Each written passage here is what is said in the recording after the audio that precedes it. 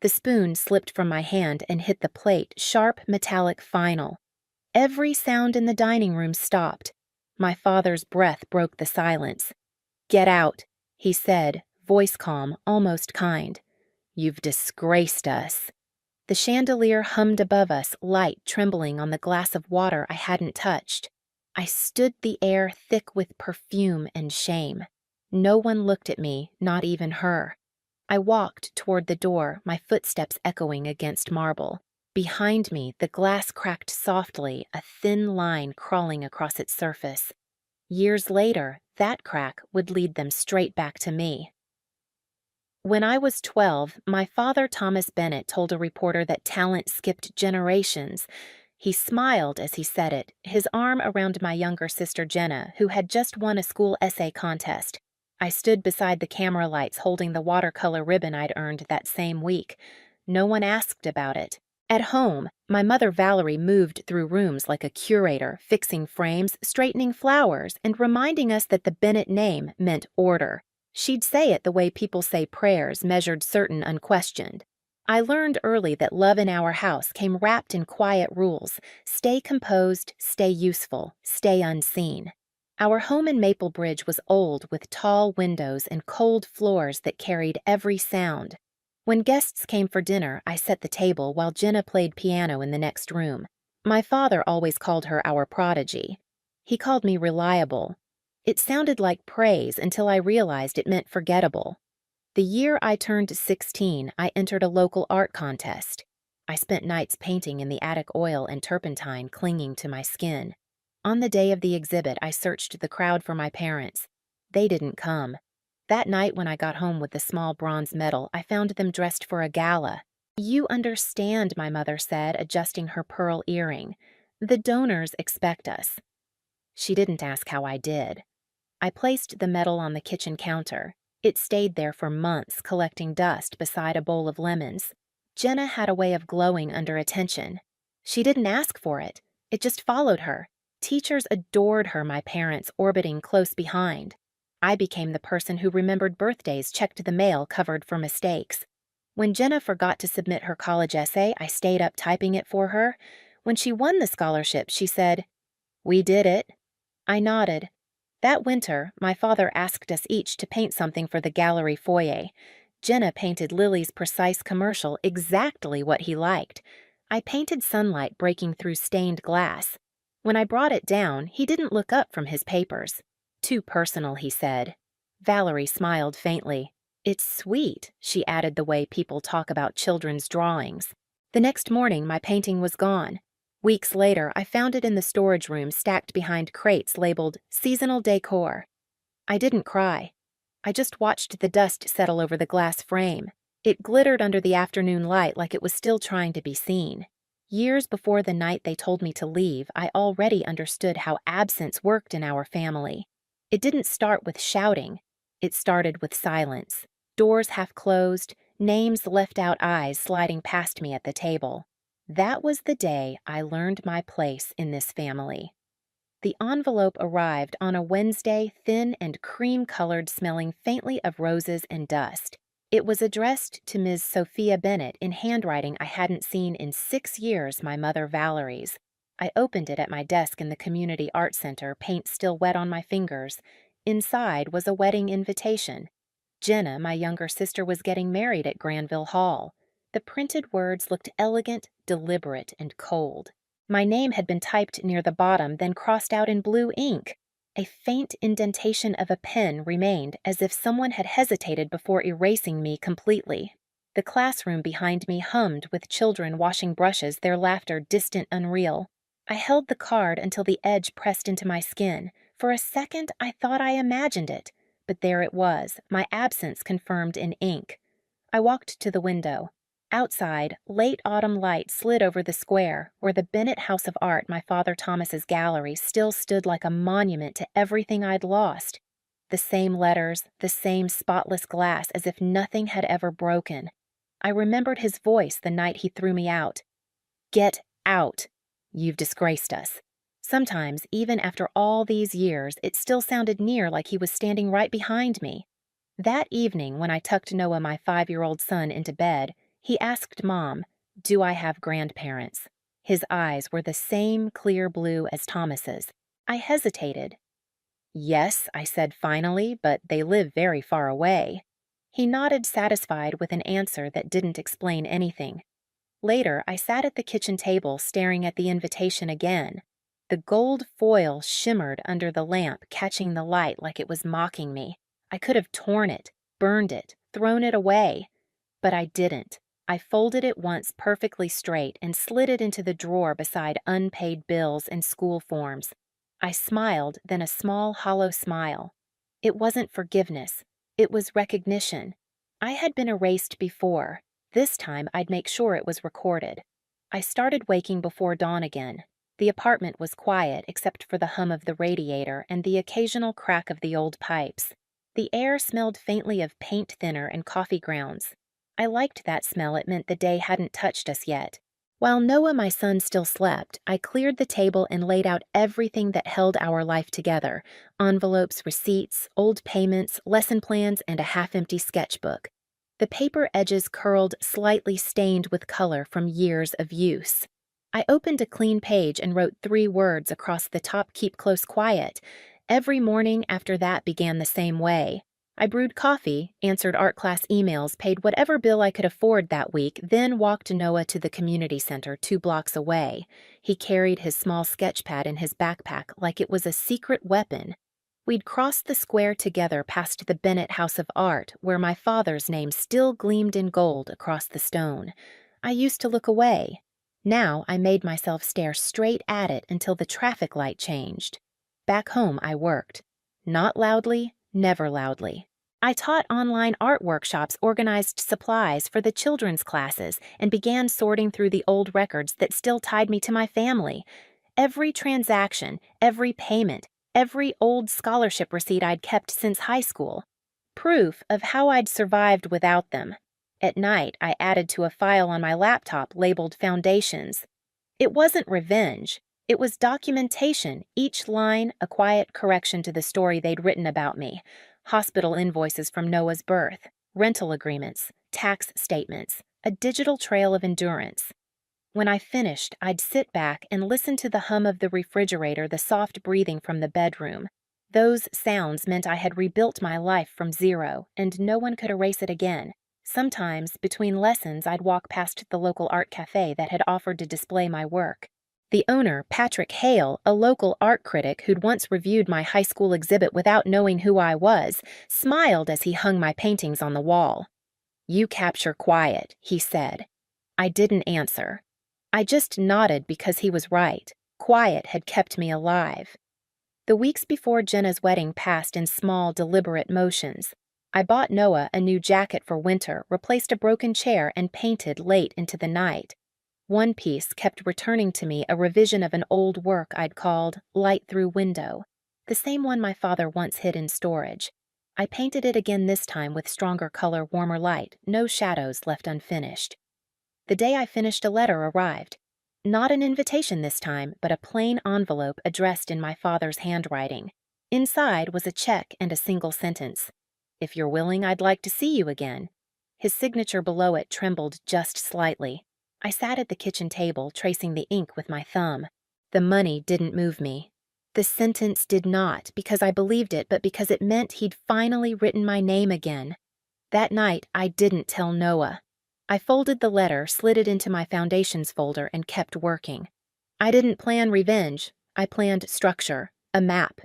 If they came back, I wanted every truth, ready dates, receipts, hospital records, photographs. I wanted no room for denial. Saturdays became our ritual. Noah and I painted together at the community center after my morning class ended. The children loved him. He had a way of mixing colors that always surprised me. "You can see feelings in colors, Mom," he once said. "Yours are quieter than mine." He was right again. Sometimes during those afternoons, I caught glimpses of my reflection in the studio window, hands stained with pigment, hair pinned back, face calm. I barely recognized the girl who'd been thrown out of her home. I realized I didn't need forgiveness to feel whole. I just needed consistency. When Noah slept, I'd sit by the window light from the street lamps glinting off the painting hung above my desk. I thought about the last time I stood inside my parents' house, the marble floor, the echo of my father's words. The sound wasn't anger anymore. It was data, something to file and store. My life had become its own archive. As the wedding drew closer, I kept my focus on small, measurable things: lesson attendance, art supply inventory, savings account balance. I signed forms, updated insurance, sent invoices for private lessons. Every click of the mouse was an act of quiet power. No confrontation, no speech, just precision. A few nights before the ceremony, I opened my sketchbook and wrote, "If I ever see them again, I'll let silence speak first." Then I turned off the lamp, folded the note into the back of my journal, and went to bed. The morning of Jenna's wedding, frost covered the window edges. Noah tugged at his little tie, complaining that it itched. "We're just visiting," I told him. He nodded, clutching my hand as we left the apartment. Outside, the air was sharp, clean, honest. I locked the door behind me and slipped the key into my pocket, its cold weight grounding me. I had kept closed and quiet. Now it was time to walk into the noise. Granville Hall gleamed like a glass jewel under the November sky. Inside, everything smelled of lilies and polished silver. The guests' laughter echoed through the atrium, polite and distant, as I led Noah, my son, through the entrance. His small hand tightened around mine. His tie was slightly crooked, his shoes squeaked against the marble. He didn't care. He was curious, eyes wide, drinking in the chandeliers, the string quartet, the shimmer of people who never looked twice at someone like me. Then a voice, soft, nervous. "You came."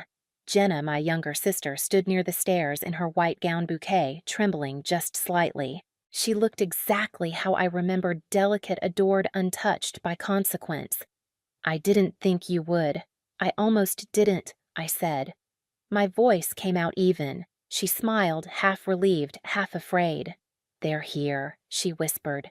And they were. Across the room, Thomas and Valerie Bennett stood among their friends, older, now grayer still statues in designer clothes. My father's posture hadn't changed. Neither had the way my mother's eyes cataloged every person, every imperfection, until they landed on me. The music swelled, the crowd shifted. For a second, no one breathed. My father's glass stopped halfway to his lips. My mother's hand froze on her clutch. The air was heavy with perfume and recognition. Then he saw Noah. Their reactions happened almost at once. My mother's smile, faltered lips parting slightly. My father's hand shook the glass in his grip, catching the light before it slipped from his fingers and shattered on the floor. Heads turned. The quartet's melody stumbled, then stopped. "What? What is this?" my mother whispered. Noah blinked, startled by the sound, then hid behind my leg. I could feel his heartbeat through my dress. Every eye in the hall was on us, on the scandal that had come back, wearing a small suit and curious blue eyes. I didn't move. I didn't speak. Silence filled the space they had built from reputation and fear. For once, they couldn't control it. The first to recover was Patrick Hale, the art critic who had supported my work. He stepped forward, looking from me to Noah, then to my father. "The boy's got her hands," he said quietly, almost reverently. "Look at that sketchbook." Noah had already pulled it out, his instinct in any tense room. He placed it on a nearby table and began to draw. The sound of the pencil scratching paper broke the silence like a steady heartbeat. Guests leaned closer. The drawing was simple: two figures standing beneath a bright window light falling between them. My father's jaw clenched. I watched him realize what everyone else saw. That window, that composition, it was mine.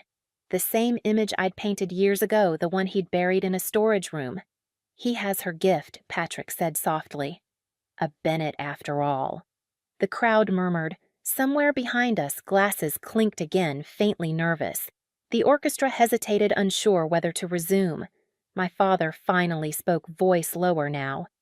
"Sophia, just my name, heavy as confession." He took a hesitant step forward. "Please don't go." I turned to face him. For the first time, his eyes weren't made of stone. "You told me to leave," I said quietly. "I did." He exhaled, shoulders dropping, the performance gone. I was wrong. My mother's voice broke. He looks so much like you. He should, I said. You tried to erase me, but he's proof that you couldn't. Noah looked up at me, unaware of the storm he'd just calmed. Can we go home now, Mom? He whispered. Yes, sweetheart. I took his hand. The guests parted silently as we passed. My father's hand lifted, but he didn't touch me. My mother's eyes shimmered, tears caught between pride and regret. At the door, I paused long enough to look back. The shattered glass still glistened on the marble. A waiter knelt sweeping it into a silver pan. I didn't feel victorious. I felt precise. Behind me, I heard my father call my name again, softer this time, but I didn't turn around. Outside, the cold air hit my face like a reset. The music started again, inside distant, muffled by heavy doors. I held Noah's hand tighter as we stepped into the night. Justice, I realized, didn't always arrive with noise. Sometimes it came quietly like a breath the room had been holding for years. Snow began to fall the following week, thin, slow flakes that caught in the streetlights outside our apartment. The world had quieted again. Inside, the heater rattled and the scent of cocoa filled the air. Noah sat at the table coloring a picture of two people holding hands under falling snow. He hummed softly, unaware that anything in our life had changed. Since the wedding, my phone had buzzed twice, messages from Jenna, both short, both careful. The last one read, "They want to come see your class." I didn't answer right away. I kept staring at the half-finished mural on the studio wall, our students' project, a burst of color spreading across the gray concrete. Every brushstroke was a reminder of what I'd built from silence. That Saturday, they came. Thomas and Valerie Bennett, my parents, stood hesitantly in the doorway of the children's art room. No cameras, no audience, just the faint hum of laughter and the smell of poster paint. Noah ran to greet them, tugging them toward his table. "Grandpa, Grandma, look, I'm mixing blue and yellow." His voice was bright innocent. They followed unsure, as if stepping into unfamiliar light. My father watched Noah paint, eyes softening. My mother sat beside him, hands folded tightly, until she finally whispered, "He's happy here." I nodded. We both are. For a while, they stayed helping rinse brushes, drying paper quietly, learning the rhythm of my new world. When class ended, Noah handed my father a small drawing, a window filled with sunlight. The same image I had once painted. My father took it carefully, his voice low. "You kept your light." I didn't answer. I didn't need to. That evening after they left the room smelled of soap and drying paint. I stood alone by the window. Outside, children's laughter echoed from the park, fading into the wind. The world felt still peaceful in a way that didn't need forgiveness to exist.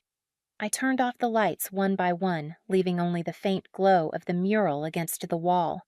In it, the window shone brightest, painted by small, uncertain hands. Silence at last wasn't something I feared. It was home. I used to think survival meant noise pleading, proving explaining. But real survival was quieter. It was the sound of a brush against canvas, a child's laugh in a sunlit room, the breath that no longer shakes when someone says your name. Forgiveness didn't rebuild my family, truth did. And sometimes truth doesn't need to be shouted. It just needs to stand. Unshaken. Seen. If you've ever had to rebuild yourself from silence, this story is for you. Tell me, where are you watching from tonight? And remember, healing doesn't always roar. Sometimes it whispers, "You made it."